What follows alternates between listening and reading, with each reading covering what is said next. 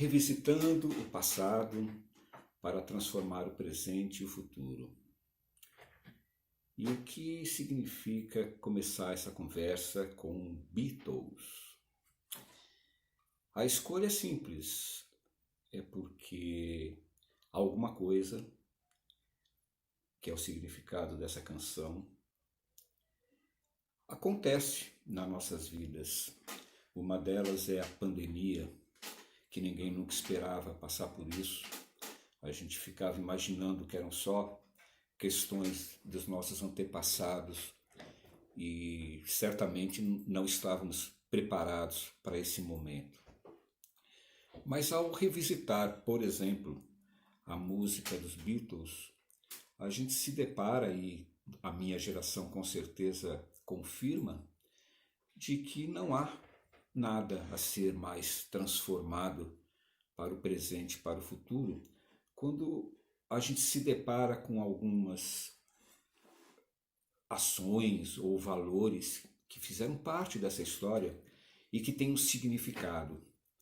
E esse significado, quando ele é verdadeiro e ele é baseado em sentimento, e vamos só lembrar, né, que as coisas que a gente sente de verdade são aquelas que dão sentido, porque se eu não sentir, eu posso fazer coisas, mas que não são percebidas nem por mim, que dirá pelos outros.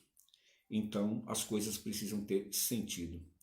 E a música dos Beatles, sem dúvida nenhuma, ela é eterna, imortal, e ela faz todo o sentido para quem revisita todas as vezes que pode ouvi-la.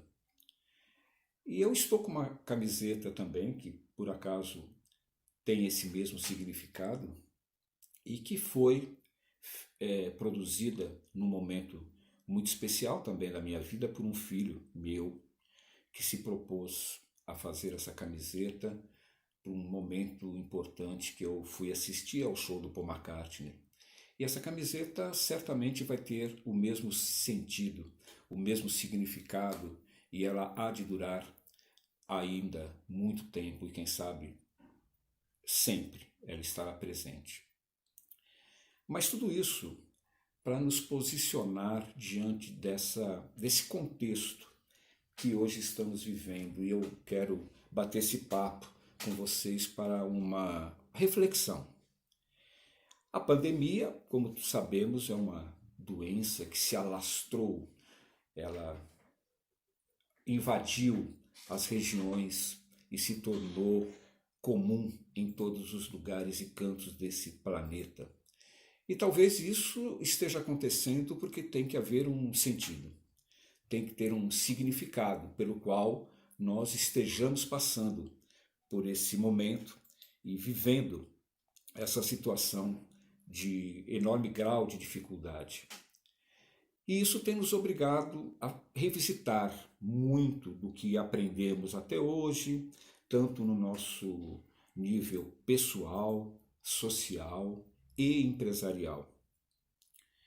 E aí, fazendo um pouco ainda essas analogias, a gente se depara com a questão pessoal, que hoje todos têm em comum um objetivo: sobreviver, e ainda vamos manter aquele objetivo que sempre nos trouxe até aqui, que é a felicidade, que é sobrevivermos e sermos felizes.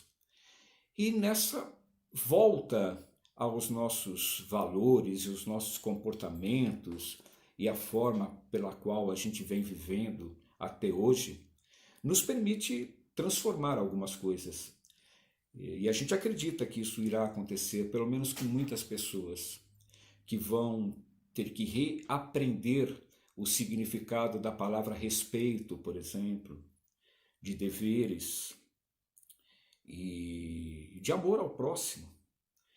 E muita gente tem pensado nisso. E eu, particularmente, me incluo também nesse contexto. E tenho certeza que, mais do que nunca, a questão da felicidade, que a gente já aprendeu e vale a pena rediscutir, ela se traduz em 95% de ações que eu faço e 5% dos outros. Então, quando a gente analisa esse contexto do lado pessoal, a gente pode reconfirmar que 95% das coisas que eu estou fazendo ou pretendo fazer e devo fazer, elas serão determinantes para que outras partes que compartilhem conosco no pessoal possam perceber isso e nós possamos ter uma realização pessoal mais forte. Mas, como a gente não nasceu para viver sozinho, nós temos um compromisso social e isso vai crescendo no âmbito empresarial, a gente pode trazer um outro termo que tem estado aí muito forte na vida das organizações nos últimos tempos, que são os stakeholders. E, traduzindo, significa as pessoas que têm algum interesse ou estrategicamente têm algum interesse do ponto de vista empresarial e do ponto de vista pessoal talvez não seja tão estratégico, seja necessidade, mas nós temos, para que a gente se relacione nesse nosso mundo de hoje e que a gente espera que seja melhor ainda amanhã, nós temos que entender quem são esses stakeholders e que tipo de interesse eles têm e o qual é de nossa responsabilidade atender. Saindo então do pessoal, a gente pode caminhar para o lado social. E hoje nós estamos impedidos, nós estamos isolados socialmente. É uma dificuldade imensa. E na falta desse relacionamento, a gente acaba já tendo aí um valor maior por eles, pela absoluta falta de podermos estar com as pessoas que a gente gosta, que a gente ama e que a gente gostaria de estar abraçando, e nós não estamos podendo fazer isso. Revisitando esse contexto, há de se imaginar que nós vamos reconstruir um futuro melhor nessas relações. Uma experiência recente, muito legal, nós tivemos a oportunidade de conviver aqui com a nossa comunidade, onde todo mundo respeitando os protocolos de uso de máscara, de distanciamento e de tudo que precisamos ter nesse momento, nós conseguimos aí um pouco mais, um mês, transformarmos a praça aonde nós moramos para uma praça de melhor qualidade visual, organizacional e, consequentemente, irá impactar numa melhor qualidade de vida para a nossa comunidade. Esse já talvez seja um primeiro efeito dessa necessidade de mudança, de transformação positiva para aquilo que a gente entende ser os stakeholders da nossa comunidade ou da sociedade a qual nós estamos inseridos. E aí, chegando agora num ponto importante, que é a organização ou o relacionamento empresarial, onde aí nós temos outros atores interessados. Esses stakeholders são nossos colaboradores, né, para quem é empresário, o empresário para quem é o colaborador, os clientes, que todo mundo espera não perdê-los e reconquistar talvez a confiança de muitos deles pós esse período turbulento de pandemia, os nossos fornecedores e também aí outros atores externos que possam estar impactando e influenciando nas decisões estratégicas de qualquer organização. Então, a minha reflexão agora é propor para vocês pensarem sobre como nós vamos lidar com essas partes interessadas. Qual é a necessidade futura, as expectativas que já haviam, outras que surgirão, e como que nós estamos de verdade nos preparando para sermos tão eternos quanto as músicas dos Beatles foram ou são, passando por todo e qualquer tipo de pandemia que a gente possa imaginar, estão imortalizadas. E é isso que a gente espera, que as empresas tenham uma sobrevida e, mais do que isso, que elas se imortalizem naquilo que é o seu principal propósito e naquilo que ela consiga gerar de oportunidades no meio dessa situação, para ela que se transformar numa empresa ainda maior e melhor do que ela era antes. Sugiro vocês trabalharem com uma outra ferramenta agora, que é o GUT. É analisarem esse contexto sobre a gravidade, a urgência e a tendência. Isso é uma ferramenta até certo ponto simples, mas que entendo hoje ser de grande importância para esse plano estratégico de sobrevivência e de imortalidade.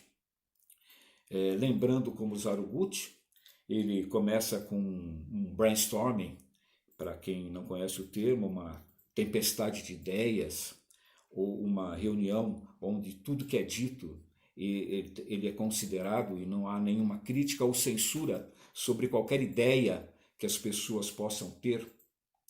E todas essas ideias juntas, talvez você não consiga realizar todas ao mesmo tempo ou entender qual é a prioridade dessas ideias para que se transformem em ações.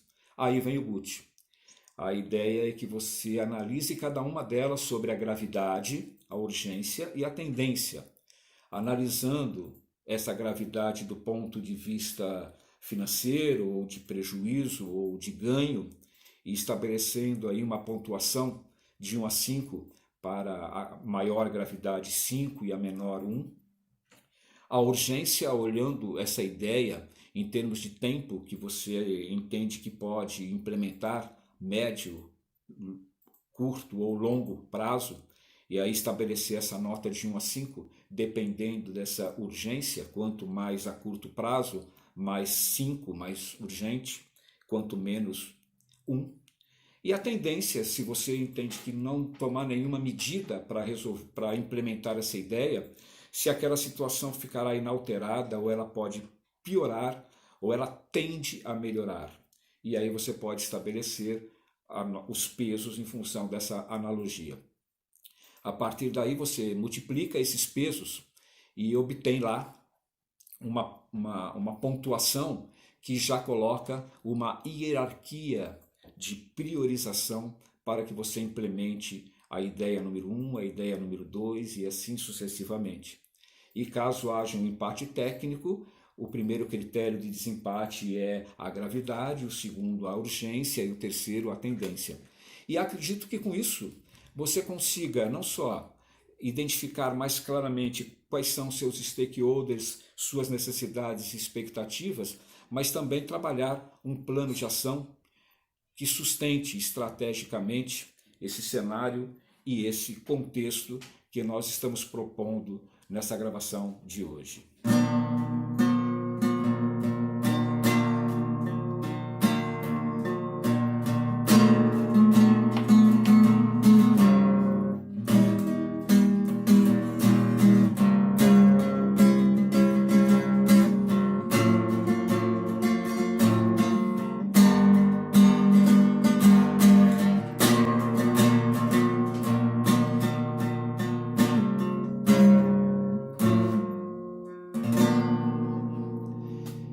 Espero, sinceramente, que alguma coisa tenha ficado aí para que vocês possam refletir e fazer uso dessa nossa conversa, continuando sempre à disposição para aqueles que desejarem se estender nesse nosso bate-papo.